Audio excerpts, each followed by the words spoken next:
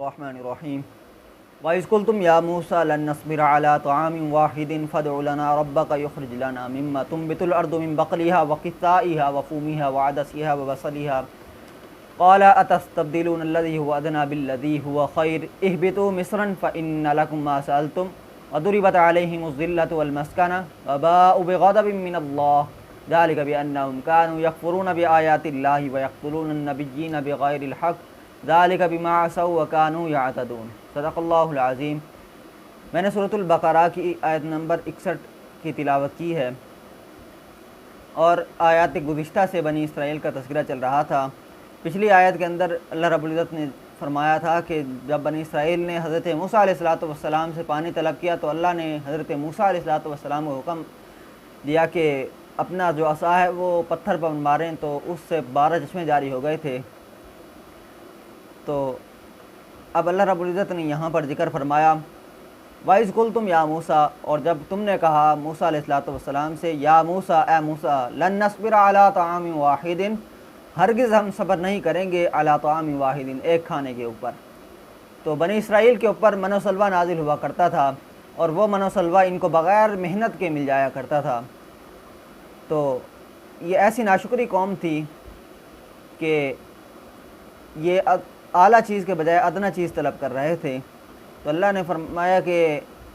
انہوں نے کھانا طلب کیا، کہا کہ ہم ہرگز ایک کھانے کے اوپر گزارا نہیں کر سکتے۔ فَادْعُ لَنَا، پس دعا کرے ہمارے لیے، ربک، اپنے رب سے، یخرج لنا، کہ وہ نکالے، مما تنبت الارض،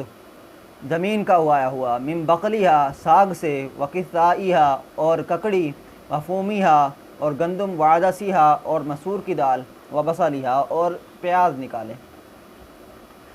تو کچھ لوگ ایسے ہوتے ہیں کہ جن کی خصلت کے اندر چھوٹا پن ہوتا ہے، اور وہ ہمیشہ جو ہے وہ اعلیٰ چیز کو پسند نہیں کرتے، بلکہ چاہتے ہیں کہ ان کو وہی چھوٹی تھوڑی چیز دی جائے۔ تو اللہ نے اسی بات کا ذکر فرمایا کہ بنی اسرائیل کا حال بھی اسی طریقے کا تھا، کیونکہ یہ جو بنی اسرائیل قوم تھی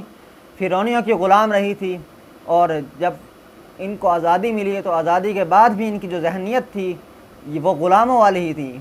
تو اللہ نے فرمایا کہ جب تم نے موسیٰ علیہ السلام سے یہ کہا کہ ہم ایک کھانے کے اوپر یعنی من و سلوہ کے اوپر گزار نہیں کر سکتے، بلکہ ہمارے لیے زمین کا اگایا ہوا کھانا بھی ہو، یعنی وہ کھانا کیا ہے کہ زمین کا ساگ بھی ہو، ککڑی بھی ہو، اور گندم بھی زمین کی ہم کھائیں، اور آدھا سیاہ کہتے ہیں مسور کی دال بھی ہم زمین سے اگی ہوئی کھائیں، اور بصلیہا، اور پیاز بھی ہم کھائیں زمین کے۔ تو اس پر حضرت موسیٰ علیہ السلام نے فرمایا قَالَ تَسْتَبْدِلُونَ الَّذِي هُوَ أَدْنَىٰ بِالَّذِي هُوَ خَيْرٌ، کیا تم بدلنا چاہتے ہو اس چیز کو جو چیز ادنا ہے اس چیز کے ساتھ جو بہتر ہے، یعنی تم بہترین چیز کو چھوڑ کر ادنا چیز کو اختیار کرنا چاہتے ہو۔ سوال طلب کرنا جو تھا، ان کا سوال طلب کیا جا سکتا ہے، لیکن جب ایک ایسی چیز ان کو مل رہی تھی جو بغیر محنت کے مل رہی تھی اور بطور انعام کے طور پر مل رہی تھی، تو بنی اسرائیل نے اس کی ناشکری کرتے ہوئے یوں کہا کہ ہمیں زمین کی اگائی ہوئی چیزیں چاہیے، ہم یہ نہیں کھانا چاہتے۔ تو پھر حضرت موسیٰ علیہ السلام نے فرمایا کہ تمہیں جو چیزیں جو مل رہی ہیں بغیر مشقت کے مل رہی ہیں،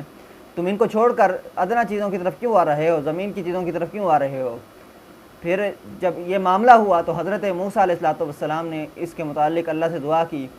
تو اللہ رب العزت نے یہ حکم عطا فرمایا کہ بنی اسرائیل کو حکم دیا جائے کہ وہ اب کسی شہر کے اندر چلے جائیں یا شہر مصر میں چلے جائیں، اور وہاں پر جا کر یہ چیزیں خود اگائیں، محنت کریں، مشقت کریں، اور پھر جا کے یہ چیزیں کھائیں زمین کی اگائی ہوئی۔ تو اسی بات کو اللہ رب العزت نے یہاں قرآن مجید میں ذکر فرمایا کہ اہبطوا مصرًا، اتر جاؤ شہر میں، فإن لکم ما سألتم، پس بے شک تمہیں وہ ملے گا جس کا تم نے سوال کیا، وضربت علیہم الذلۃ والمسکنہ، اور مسلط کر دی گئی ان کے اوپر ذلت اور محتاجی، وباءوا بغضب من اللہ، اور وہ پلٹے اللہ کے غضب کے ساتھ۔ ذالک بأنہم کانوا یکفرون بآیات اللہ، یہ اس وجہ سے تھا کہ کیونکہ انہوں نے کفر کیا اللہ کی آیات کا، ویقتلون النبیین بغیر حق، اور قتل کیا انہوں نے نبیوں کا ناحق، ذالک بما عصوا وکانوا یعتدون، اور یہ اس وجہ سے تھا کہ انہوں نے نافرمانی کی اور وہ حد سے بڑھنے والے تھے۔ تو یہاں پر اللہ نے فرمایا کہ ان کے اوپر جو ہے وہ ذلت اور محتاجی جو ہے مسلط کر دی گئی۔ کس وجہ سے مسلط کی گئی؟ کیونکہ انہوں نے اللہ کی جو نعمتیں تھیں ان کو جھٹلا دیا، اور مختلف قسم کی برائیوں کے اندر بھی پڑ گئے، اور اعلیٰ چیز کو چھوڑ کر جو ان کی اعلیٰ نسبت تھی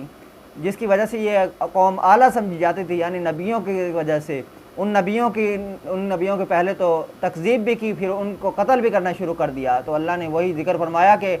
وہ اللہ کے غضب کے ساتھ پلٹے، اس وجہ سے پلٹے کیونکہ انہوں نے کفر کیا اللہ کی آیات کے ساتھ اور نبیوں کو ناحق قتل کیا، اور یہ اس وجہ سے تھا کیونکہ انہوں نے نافرمانی کی اور یہ حد سے بڑھنے والی سرکش قوم تھی۔ تو آج ہم امت مسلمہ کے حال دیکھ لیں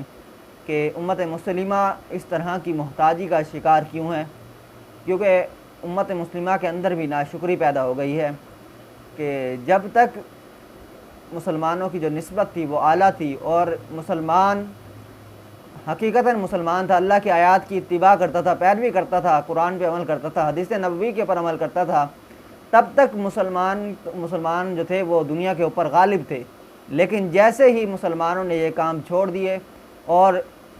اللہ کی نافرمانی شروع کر دی اور برے عمل شروع کر دیے تو وہی مسلمان آج دنیا کے اندر ذلیل ہو گئے۔ اللہ تبارک و تعالیٰ سے دعا ہے کہ اللہ تعالیٰ ہم سب کو قرآن مجید صحیح طرح سمجھنے اور اس پر عمل کرنے کی توفیق عطا فرمائے، آمین۔